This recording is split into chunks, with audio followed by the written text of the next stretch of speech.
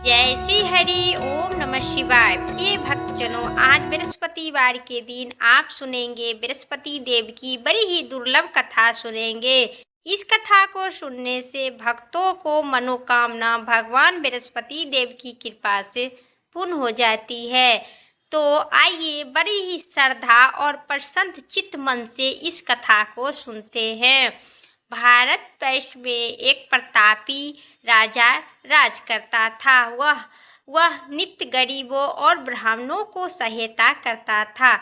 यह सब बात उनकी रानी की अच्छी नहीं लगती थी। वह तो न गरीबों को एक पैसा दान में दिया करती थी, न भगवान को पूजा करती थी, और राजा को भी दान देने से मना किया करती थी। एक दिन राजा शिकार खेलने वन में चले गए थे, तो रानी महल में अकेली थी। उसी समय भगवान बृहस्पति देव साधु वेश धारण कर महल में भिक्षा के लिए आए और भिक्षा मांगने लगे। रानी ने भिक्षा नहीं देने से इनकार किए और कहे, हे साधु महाराज, मैं तो दान पुण्य से तंग आ गई हूँ। मेरे पति सारा धन लुटा रहे हैं। मेरी इच्छा है कि हमारा धन नष्ट हो जाए, फिर न रहेगा बाँस, न बजेगी बांसुरी।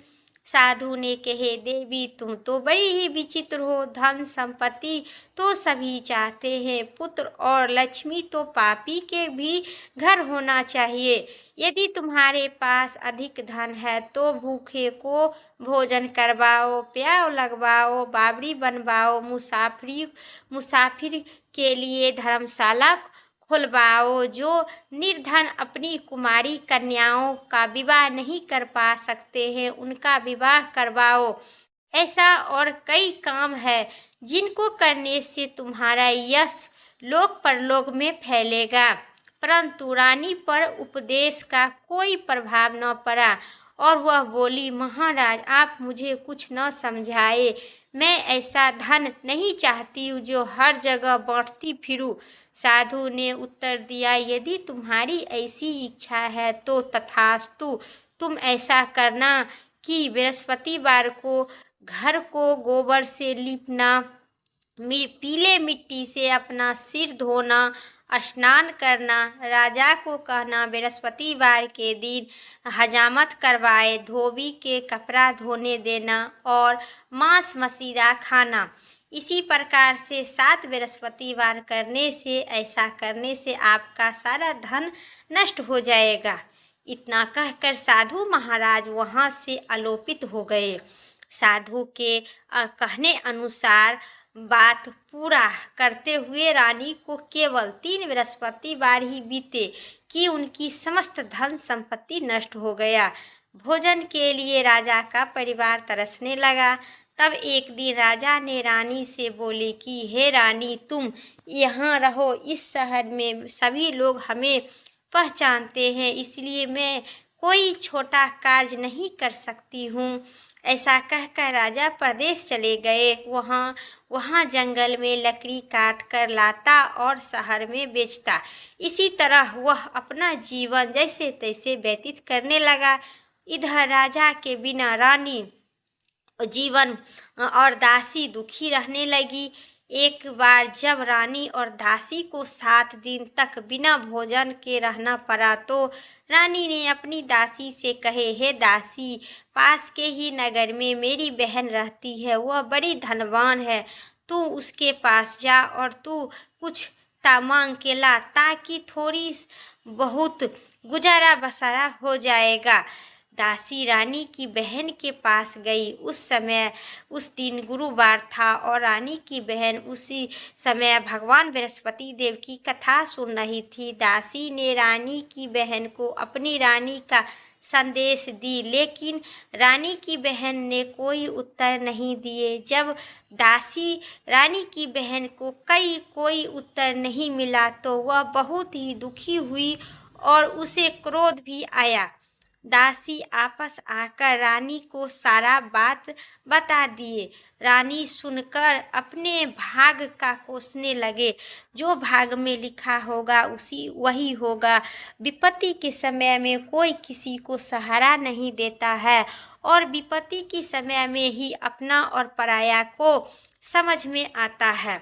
रानी की बहन ने सोचा कि मेरी बहन की दासी आई थी, परंतु मैं उसे नहीं कुछ बोली, इससे बहुत दुखी हुई होगी। कथा सुनकर और पूजा समाप्त कर वहाँ से अपनी बहन के घर आई और कहने लगी, बहन, मैं बृहस्पतिवार का व्रत कर रही थी, तुम्हारी दासी मेरे घर आई थी, परंतु जब तक कथा होती है तब तक न तो उठते हैं और न तो बोलते हैं, इसलिए मैं नहीं बोली। कहो, दासी क्यों गई थी मेरे घर? रानी बोली, बहन, तुम तो सभी जानते हैं, आपसे कुछ भी छुपाना नहीं है। हमारे घर में खाने तक अनाज नहीं था।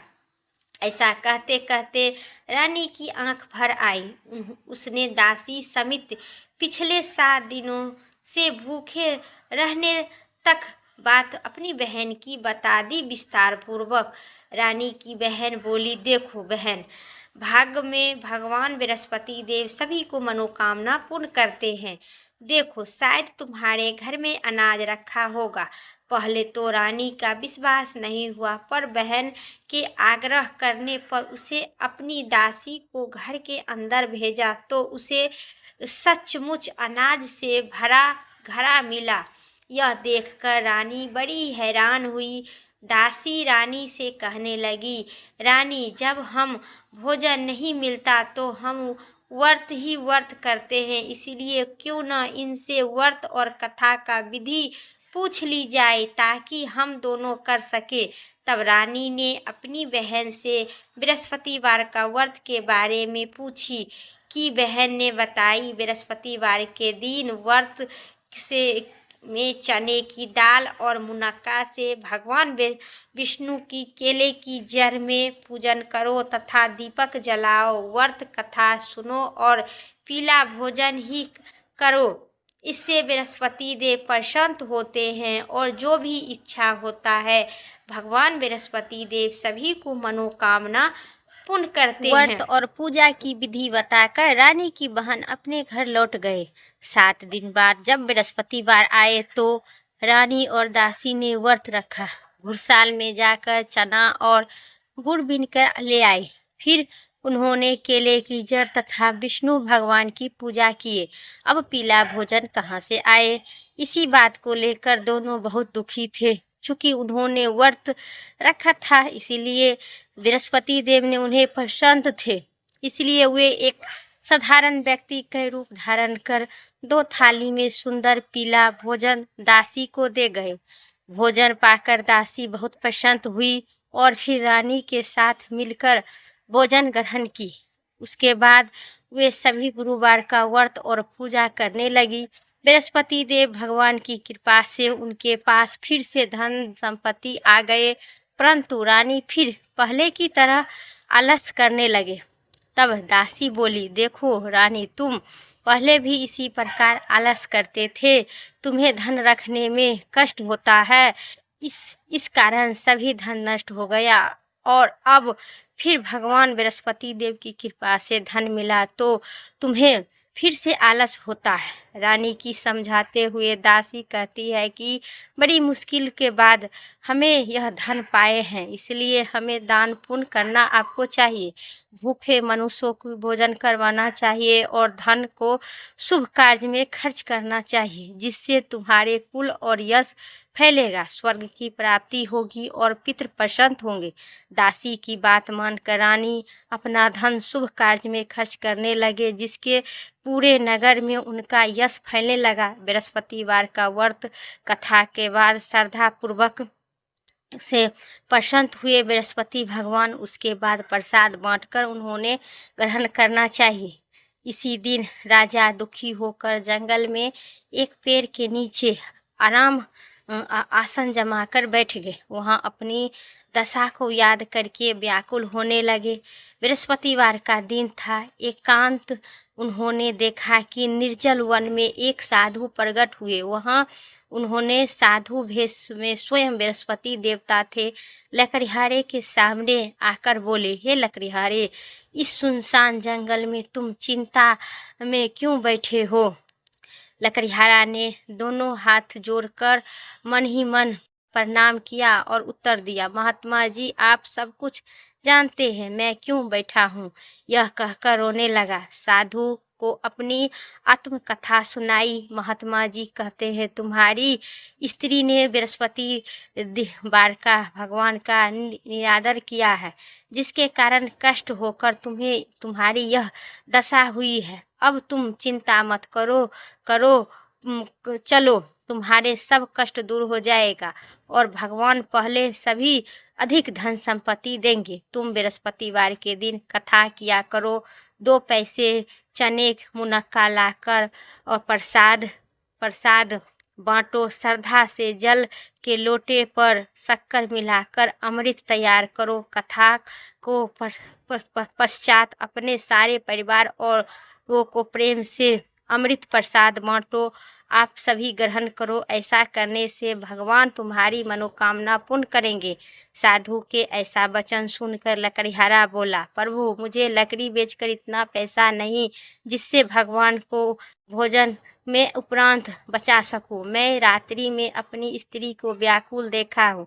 मेरे पास कुछ भी संभव नहीं है जिससे उनका हाल समाचार मैं जान सकूं।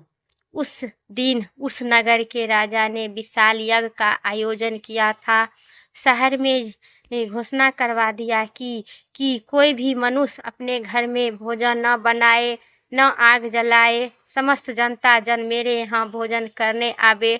इस आज्ञा को जो मनुष्य नहीं मानेगा उसकी फांसी की सजा दी जाएगी। इसी तरह से की घोषणा संपूर्ण नगर में करवा दिया। राजा की आज्ञा अनुसार शहर के सभी लोग भोजन करने गए, लेकिन लकड़िहारा कुछ देर बाद पहुंचा। इसलिए राजा उसको अपने घर अपने साथ ले गए और जाकर भोजन कर रहे थे। रानी की दृष्टि उस खूंटी पर पड़ी जिस पर उनका हार लटका था। वहाँ दिखाई नहीं दिया, हार नहीं दिखाई दिया। रानी ने निर्णय लिया कि मेरा हार वही मनुष्य चुरा लिया है। उसी समय सिपाहियों को बुलाकर उनका कारागार में डलवा दिया। जब लकड़िहारा कारागार में पड़ गया तब बहुत ही दुखी मन से विचार करने लगा कि न जाने कौन सी पूर्व जन्म की कर मुझे दुख प्राप्त हो रहा है, और उसी साधु का याद करने लगा कि जंगल में मिला था। उसी समय तत्काल बृहस्पति देव साधु के रूप प्रकट कर वहाँ पर पधारे। उसकी दशा को देखकर कहने लगे, अरे मूर्ख, तूने बृहस्पति भगवान की कथा नहीं किया है, इसी कारण तुझे दुख प्राप्त हुआ है। अब चिंता मत करो। बृहस्पतिवार के दिन कारागार के दरवाजे पर 4 पैसा मिलेगा, उससे तू बृहस्पति देव की पूजा करना, सभी कष्ट दूर हो जाएगा। बृहस्पतिवार के दिन 4 पैसा मिला। लकड़िहारे ने कथा कही। उसी रात्रि बृहस्पति देव ने नगर के राजा को स्वप्न में कहा, ऐ राजा, तूने जिस आदमी को कारागार में बंदी बनाकर रखा है वो निर्दोष है, उसे तुम छोड़ दो। तुम्हें नहीं छोड़ेगा, तुम्हारे सभी राजपाट नष्ट कर दूंगा। जिसे सपन में लकड़िहारा ने सुना, बंदीगार में यह निर्दोष है, वह राजा उसे छोड़ दिया। रानी का हार उसी फूटी पर लटका था। अगर तू ऐसा नहीं करेगा तुम्हारा समस्त राज नष्ट कर दूंगा। इसी तरह से रात्रि में स्वप्न देखकर राजा प्रातःकाल उठकर और खूंटी पर हार देखकर लकड़िहारा को बुलाकर क्षमा मांगा तथा लकड़िहारा को योग्य सुंदर वस्त्र आभूषण देकर विदा कर दिया। बृहस्पति देव की आज्ञा अनुसार लकड़िहारा अपने नगर चला गया। राजा जब अपने नगर के निकट पहुंचा तो उन्होंने आश्चर्यचकित के ठिकाना नहीं हुआ। नगर में पहले से अधिक बाग, तालाब और कुआं, बहुत सी धर्मशाला, मंदिर इत्यादि बने गए थे। राजा ने पूछा कि ये सब किसने किया है? धर्मशाला। तब नगर के सब लोग कहने लगे कि यह सब आपकी रानी ने किए हैं। तो राजा ने आश्चर्यचकित हुआ और गुस्सा भी आया। जब रानी ने यह खबर सुना कि राजा आ रहे हैं तो उन्होंने बांदी से कहा कि हे दासी, राजा हमको कितनी बुरी हालत में छोड़कर गए थे। हमारी ऐसा हालत देखकर वहाँ लौट आए हैं, इसीलिए तू दरवाजे पर जाकर खड़ा हो जा। आज्ञा अनुसार दासी दरवाजे पर जाकर खड़ा हो गई।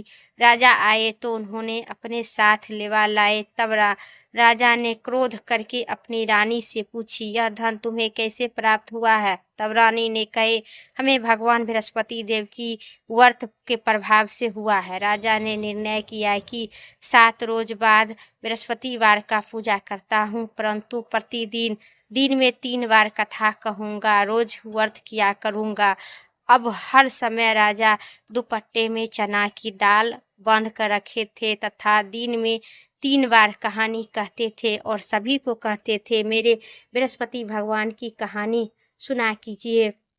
एक रोज राजा ने विचार किए कि चलो अपनी बहन के यहाँ जाते हैं। इसी तरह निर्णय कर राजा घोड़े पर सवार होकर अपनी बहन के यहाँ गए। मार्ग में उन्होंने देखा कि आदमी मुर्दे के लेके जा रहे हैं। उन्होंने रोककर राजा ने कहने लगा, अरे भाइयों, मेरी बृहस्पतिवार की कथा सुन लो। आदमी बोले कि मेरा आदमी मर गया है, इसको अपनी कथा पर पड़ी है। परंतु कुछ आदमी बोले, अच्छा कहो, तुम्हारी कथा मैं सुनती हूँ। राजा ने दाल निकाली और कथा कहना शुरू कर दिए। आधा कथा हुआ तब मुर्दा हिलने लगा और जब कथा समाप्त हुआ तब मुर्दा राम राम करके उठकर मनुष्य खड़ा हो गया। आगे मार्ग में उन्होंने एक किसान खेत में हल जोत रहे थे। राजा ने उसे देखकर और उन्होंने बोला, अरे भाइयों, मेरी बृहस्पतिवार की कथा सुन लो। किसान बोला, जब तक आपका कथा सुनूंगा तब तक 4 हल जोत लूँगा, जो अपनी कथा किसी और के सुना देना। इसी तरह राजा आगे चला गया। राजा के हटने से बैल गिर पड़ा। किसान के पेट में दर्द होकर वो जोर से गिर गया। उसी समय उनकी किसान की माँ रोटी लेकर आई। उन्होंने जब यह देखा तो अपनी पुत्र के सब हाल पूछा और बेटे ने सभी हाल कह दिए। तो बुढ़िया माँ दौड़ी दौड़ी उस घुड़सवार के पास आए और उसने बोली कि मैं तेरी कथा सुनूंगी, तू अपनी कथा मेरे खेत पर जाकर चलकर कहना।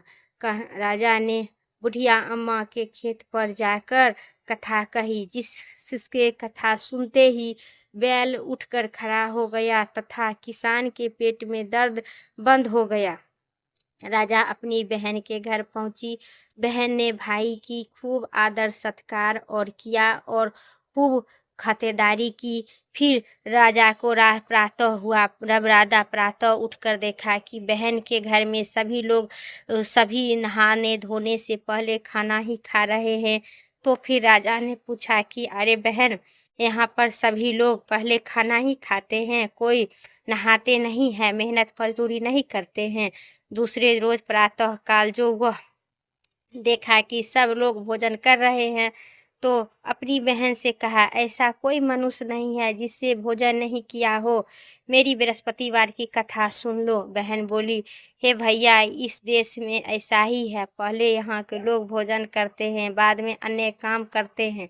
अगर कोई पड़ोसी हो तो देखता हूँ।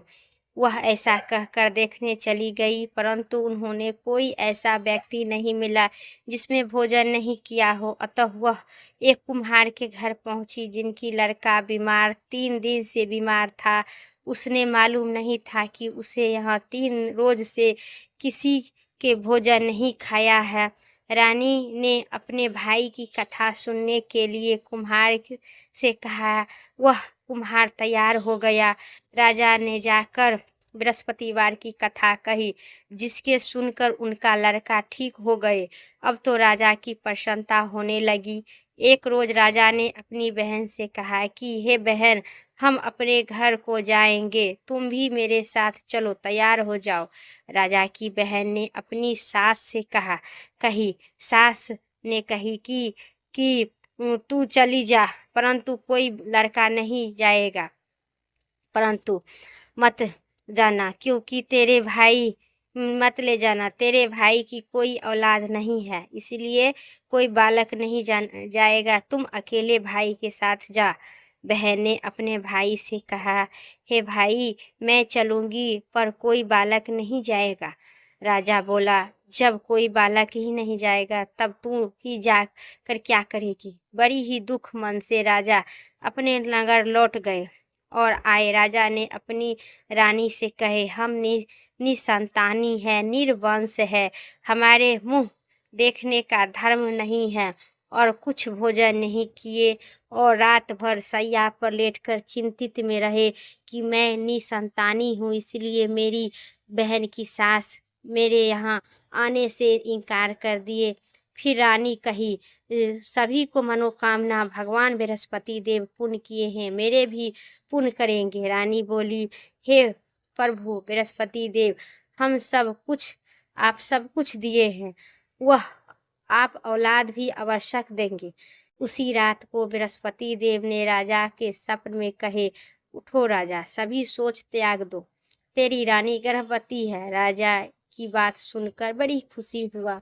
9वें मास में रानी गर्भवती से सुंदर पुत्र पैदा हुआ। तब राजा बोला, हे रानी, स्त्री बिना भोजन करके रह सकती है, परंतु बिना कहे हुए नहीं रह सकती है।